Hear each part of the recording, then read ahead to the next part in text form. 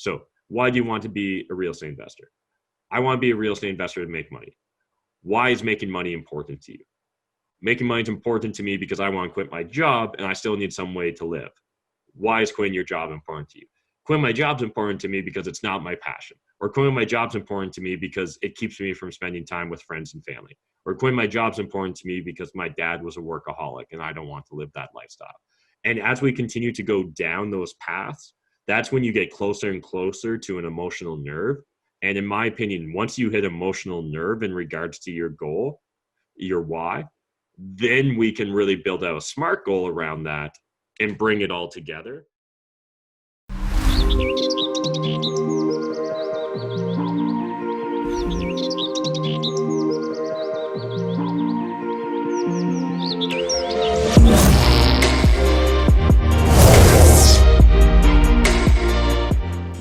What is up, YouTube? Matt McKeever here with another episode of Deal Destruction. Really excited to get into it tonight. But before we do, if you're new to Deal Destruction, the whole concept behind this show simply is people bring me deals, usually deals they haven't done. Sometimes it's deals they have done.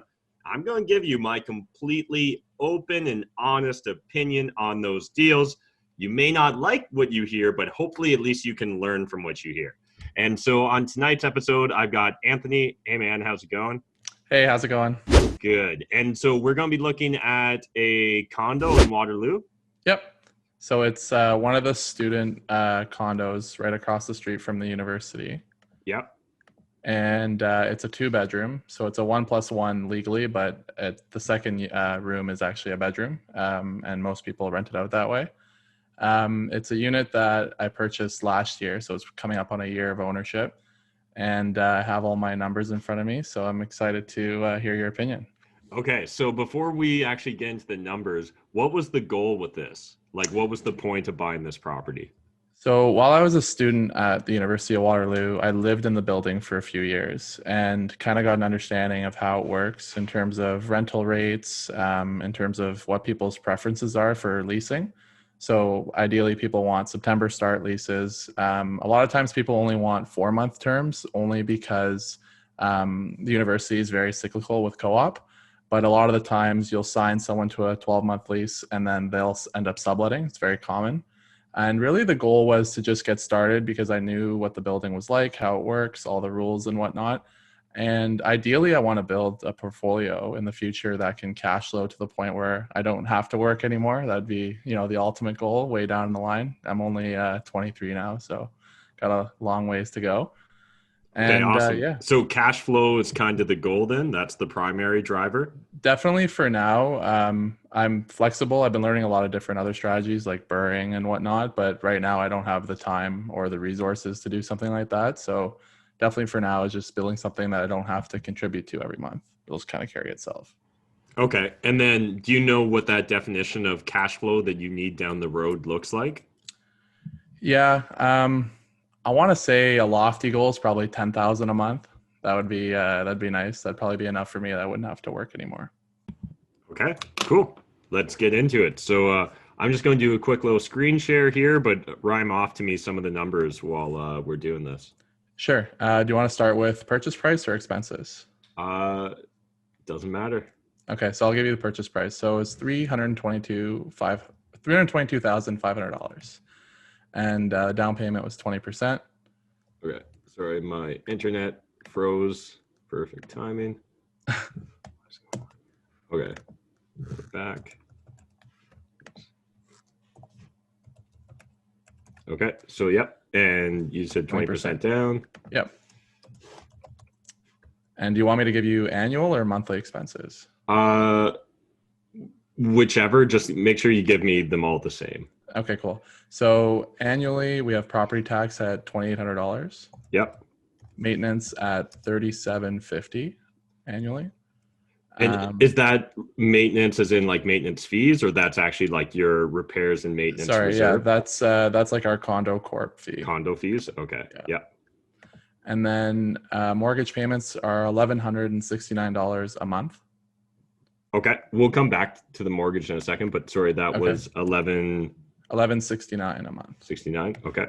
Yeah, and then Yeah, maintenance, mortgage, property tax, and then rents. So we bring in $1,800 a month in rent for the unit, and then an additional $100 a month for parking. Okay. And yeah, those are all my expenses. Okay. So do you have to pay insurance, or is that bundled in the condo fee? It's bundled into our home insurance, so I don't have to worry about that. Gotcha. Okay.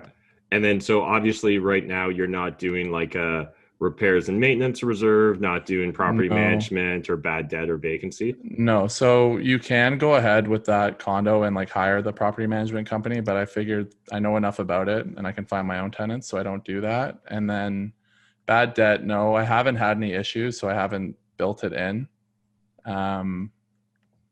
Yeah, I haven't built that into my my forecast. Okay, give me one sec. Why is it? So 169 times 12.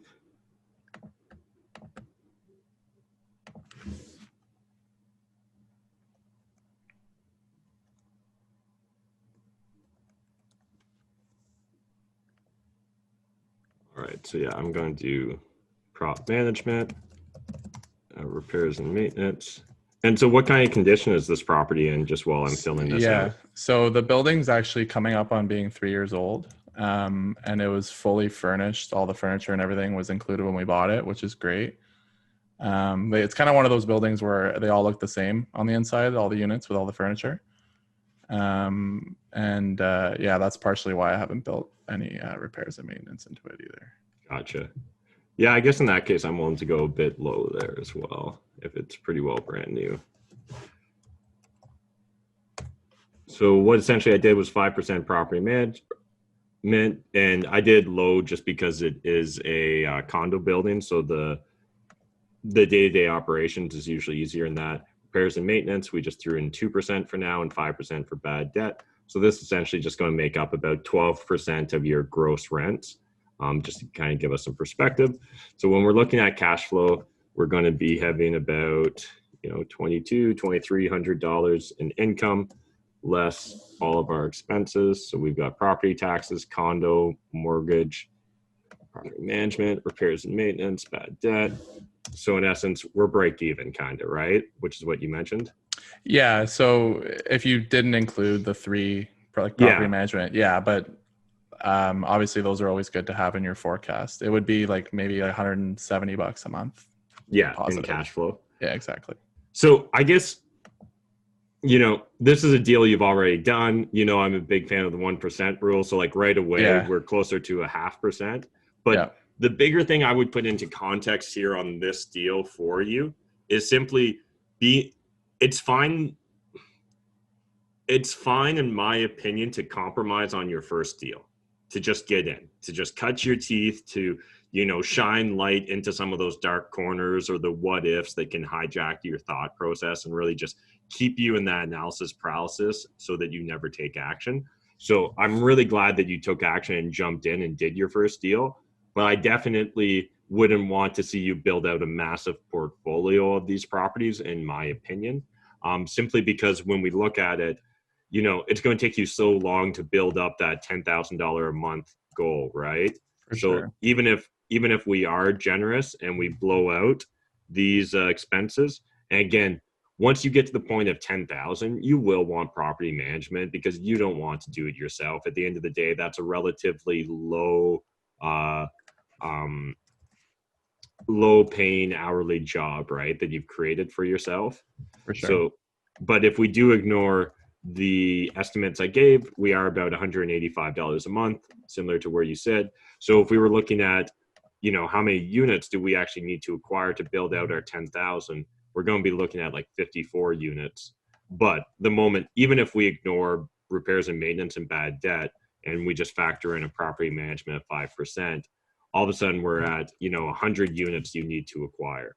So I think that's the biggest struggle that a lot of investors in your shoes will find themselves in, is what essentially like a lot of people in your shoes do is they get addicted to using them. Do you want to get control of your financial life? Do you want to crush it in real estate with wholesaling? Do you want to join my full-time team of wholesalers like Mike? Or Shahir? Or what about Tyler? Or Diego? Or what about Amar? Alright, and what do we do, boys? We make offers, we buy fast, never gonna miss a deal cause we pay cash. Offers, offers, offers, deals, deals, deals. Tell us, Mr. Seller, what price do you feel? Cause we're Southwestern's biggest source of deals. Boom! So if you guys want to crush it with wholesaling, you need to join my team. And down below, video description, there's all the links you need. So I think that's the biggest struggle that a lot of investors in your shoes will find themselves in, is what essentially like a lot of people in your shoes do is they get addicted to using their own money and their own credit, right? And so then they get on this cycle of buying like one okay property a year if they're in a decent income bracket and decent savings rate, or property every other year if they're maybe don't have quite the same earnings potential or power. So, you know, use this deal as an example, use it to cut your teeth and overcome a lot of those fears. But I definitely wouldn't want to see you building a portfolio of these, at least based upon your stated goal, right? And that's the biggest thing. A lot of investors I find tell me one goal, but then when I look at their actions, there's a disconnect, right? Either the goal isn't what's actually important to them, or they're not fully verbalizing the other aspects of the goal, right, that come out of it. So for some people, like for the investors that choose consciously to build a portfolio of properties, say that you bought here, usually their logic's going to be, this is better than a GIC. And like what they're looking for is just extreme safety, and they don't want to lose money through that like safe asset. And they're really just counting on appreciation, which is the greater fool theory. You know, the biggest problem I have with that strategy is what happens if there's a down period? Can you weather that? So for example, like right now, COVID-19, you know, like things are probably fine with you, especially being in Waterloo.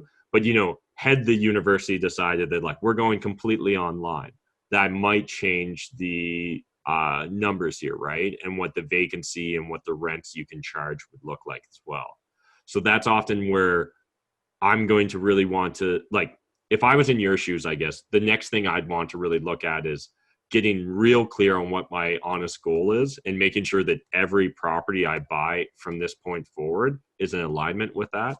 The other one I would challenge you on is once you get to that level of comfort and clarity towards what your goal is, you honestly probably should go back and reassess whether any of the real estate you own, this condo in particular, makes sense to keep. A lot of people fall victim to sunk cost fallacy. And so like sunk cost, that's maybe not even the right one. Loss aversion maybe would be better. Or I forget what the term is, but there's a bias. Like if I was to tell you that this pen was worth like $10, you'd be like, absolutely not. But the moment I give it to you, you're like, yeah, this is a pretty sweet pen. Like maybe it is worth $10. And so there's a certain bias once we have something, right? And so we're so scared of losing something, that loss aversion, that we'll often hold on to something rather than risk letting it go, even though we might be able to grab onto something bigger or better, right? So I would really spend the next phase of your investing. Like I know we were talking before you jumped on here, you're analyzing deals and stuff like that, starting to look further west of Waterloo, likely because of cash flow. That makes total sense to me. The first thing though, I would really focus on, because it's the number one mistake I see most investors make, is just really believe in your goal. And so for me, the way you get to believe in your goal is usually when I'm talking to an investor, the process works like this, especially if they're new. Hey, you want to be a real estate investor? Yeah, I do. Cool. What do you want to do with real estate investing? I want to make a bunch of money. I'm like, okay, cool. But like, what does that actually mean? Like, why do you want to make a bunch of money? And then that's, once we start asking why a few times, is when we actually start getting somewhere interesting. So Dean Graziosi has this exercise that was introduced to him by Joe Stump called 7 Levels Deep Why, right? And you literally just ask yourself the question why 7 times. So why do you want to be a real estate investor? I want to be a real estate investor to make money. Why is making money important to you? Making money is important to me because I want to quit my job and I still need some way to live. Why is quitting your job important to you? quitting my job's important to me because it's not my passion. Or quitting my job's important to me because it keeps me from spending time with friends and family. Or quitting my job's important to me because my dad was a workaholic and I don't want to live that lifestyle. And as we continue to go down those paths, that's when you get closer and closer to an emotional nerve. And in my opinion, once you hit emotional nerve in regards to your goal, your why, then we can really build out a SMART goal around that and bring it all together. And when you've got a SMART goal connected with an emotional nerve, then you've really both got the clarity of what you want as well as why you want it.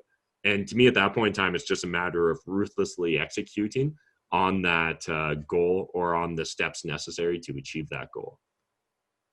Definitely, yeah. That was a lot to internalize, but that makes a lot of sense. It's just tough. Like I really wanted to get into something, and I didn't want to go into a market that was totally foreign to me. So I think that the comfort factor is probably what really sold me on buying you in this building. But definitely now that it's happened, and I have my my feet wet a little bit, I'm going to be more aggressive and looking to just find better deals in general. Mm-hmm. Because at the end of the day, you need to make sure that the properties you buy are in alignment with your business model, and your business model needs to be in alignment with your goal, and your goal needs to be in alignment with your why, right? And once you get all those dominoes lined up, then it's just a matter of knocking them over and they take care of each other. But the biggest problem is people start chasing things, right? Like, and where a lot of people would go wrong is, in your shoes as a newer investor, they're just going to use their existing deals as the benchmark. And so they're going to be like, as long as I can get another $10 a month in cash flow above this one, that's technically a win because I'm already okay with this property. And that's one thing to be okay with it, but it's another to understand that that's not really going to move the needle towards what your big goal is, right? Or what your why is in regards to being a real estate investor. Right. So not looking at something like cash on cash return, but more so what the total amount of cash flow looks like so that it'll help me meet my goal eventually. Yeah. And especially like that's a great example. I see so many new investors get hung up on cash or cap rates or IRR. Yep. I swear to God, I don't think there's a single investor that could explain to me IRR that like, as a real estate investor, like I understand it, but like I don't think that most people that are throwing around those terms understand it. Half the people throwing around cap rates, I don't even think understand it. And cap rates are a relatively simple concept. Right. And same with cash on cash. Cash on cash is cool, and cash on cash is important. But once you really start understanding that you don't have to use your own money, you can truly use other people's money and other people's resources, cash on cash is diminishing returns. And so one of the things that's interesting in my perspective is when I look at real estate investors, I often think that, and I'm not always 100% accurate on this, but I feel like I can normally tell how much experience they have based upon what metric they talk about. And so oftentimes like a brand new investor is talking about return on investment, ROI, the most basic thing you could talk about. And it's like, cool. Okay. You're brand new to this. That's awesome. But I'm glad you found real estate and you're getting into it. Then often once they continue to advance a bit more, then they start talking about cash flow or cash on cash returns. And it's like, okay, interesting. Like you're kind of starting to evolve. You're starting to, think a little bit more critically about really what real estate investing does for you. And then usually they move into talking about cap rates. And now they think like, I'm going to start buying apartment buildings. So I need to start talking about what cap rates are. Mm-hmm. And again, like the reason that you became you didn't become an apartment investor because of cap rates, right? Like you became an apartment investor probably because you wanted to grow your net worth or create cash flow to quit your job or save up money so you could pay for your kids to go to university or buy your dream cottage or something. Like there's a why behind it. It's not like, I got into multifamily investing because I wanted to get the best cap rates. It's like, no one actually like, especially like no little kid is like, when I grow up, I want to make sure I get the best cap rate. And so I think it's really important we keep that in perspective. But back to my original story here, when I see people evolving with what they talk about, then they start talking about cap rates and that. And then eventually they're like, now I'm kind of an institutional investor. So I talk about IRR. I'm like, okay, cool, man. But I'm not even sure if you know how to actually calculate that. Beyond that, there's still another level. In my opinion, return on time, right? And that's absolutely it. And it's so important. But to me, return on time really almost always should be in alignment with what your big goals are, right? Simply because real estate is simply an investment vehicle or a business vehicle. And so like we choose it because we've got certain biases or certain assumptions, or we feel like it better fits our risk profile, our existing skill set, or some sort of competitive advantage we have. But it's simply an investment vehicle. And like tomorrow, if that investment vehicle was to be unpalatable, if it was no longer going to help us get from A to B towards our goal, we would drop that investment vehicle and we'd go look for something else that could get us there. And so I think that's just absolutely critical for any investor, whether it's you, Anthony, or someone else that's watching this, that they just understand, don't get hung up on trying to flex on a certain stat unless that stat directly ties into your why. And I think it's very rare it does. Definitely. And I've found that I've been doing a lot of learning about more complex structures when you use other people's money, which is definitely interesting to me, like the whole GP, LP structure and taking on partners and all that great stuff. So I think that's definitely in the cards in the future. It's just a matter of getting some more experience and, you know, growing my network in the industry and to the point where I can give value to other people if they want to join me. Awesome. Well, appreciate you coming on Deal Destruction, Anthony. If people want to follow along with you on your journey as an investor, can they? And how should they do so? Definitely. So you can follow my Instagram. It's at Axano Group, AUXANOGROUP on Instagram. Awesome. Thanks, man. Take care.